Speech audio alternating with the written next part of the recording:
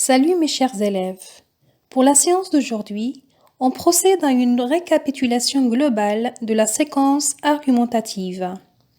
Argumenter, c'est prendre et défendre sa position.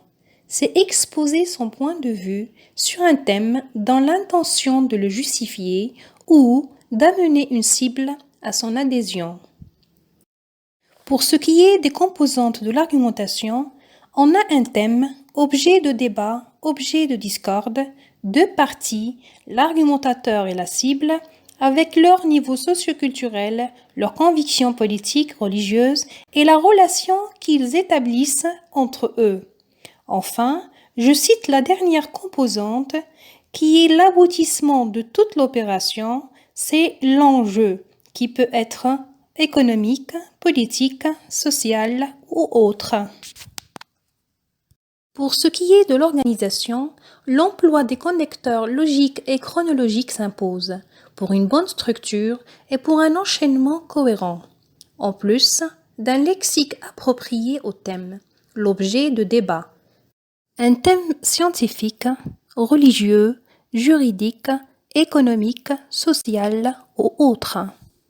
On peut également exploiter le vocabulaire des sentiments et d'opinions en plus des modalisateurs.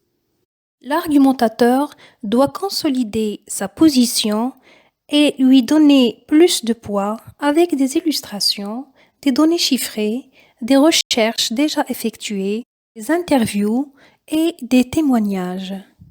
Je vous propose comme exemple, pour dénoncer la guerre, les génocides, les affrontements ethniques, il n'y a pas mieux que donner plus de poids à ma position avec le témoignage des rescapés et des survivants. Rappelez-vous les témoignages des Irakiens et même de soldats américains conscients des massacres perpétrés en Irak, la guerre du Vietnam, de la Bosnie-Herzégovine. Le monde a pu connaître les atrocités de ces guerres par le témoignage des survivants. J'espère que vous n'avez pas oublié, on a déjà parlé de ces guerres en classe. On passe maintenant à la stratégie argumentative. Pour réussir son argumentation et gagner la partie, l'argumentateur, en plus de la maîtrise de l'outil de communication et sa connaissance du thème et de la cible, doit adopter une stratégie efficace et adéquate à la situation.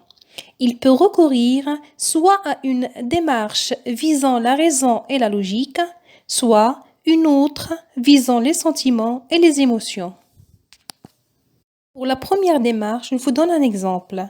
Pour valider les résultats de ses recherches, un scientifique s'adresse à la communauté scientifique en démontrant concrètement son travail.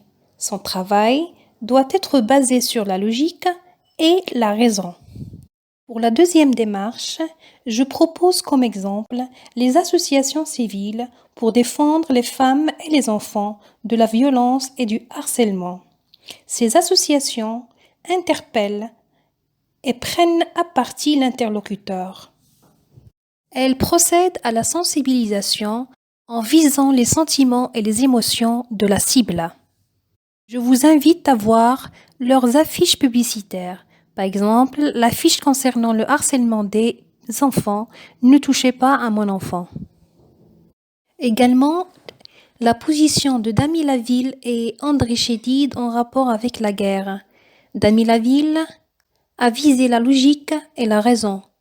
Quant à André Chédid, elle a visé les sentiments et les émotions.